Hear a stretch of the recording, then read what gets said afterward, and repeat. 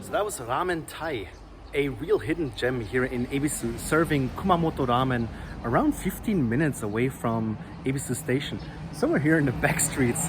I mean, if you look at the map, there's really nothing around here. It's a really residential area, and it's not even on one of the main streets of this residential area, but in one of the back streets here that you can see behind me. And I think they serve a really proper Kumamoto style ramen. They have a full service menu. They also serve other very typical dishes from the area, like some champon and a really good chahan. Definitely good value for your money that you're getting here. Compared to what you get in Kumamoto, they don't use the super black burned garlic oil, more like a deeply roasted, still brownish, but yeah, you get like a real nice garlic punch from that. Definitely very satisfying to eat. I can recommend getting some rice on the side so you can finish and polish off your bowl with that rice.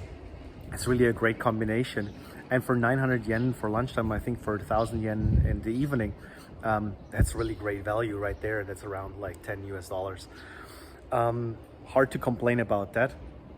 A really good store run by what I can see, well, as far as I understand, is like a couple in their late 60s, beginning of 70s. So really old school, cool store.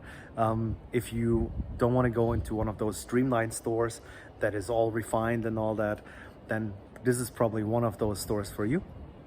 And definitely, if you don't want to go all the way to Kumamoto and Kyushu to try this style of ramen, then here in Ebisu, well, it's just one station over from Shibuya, easy access. Give this one a try, Ramen Tai. And that's all for today.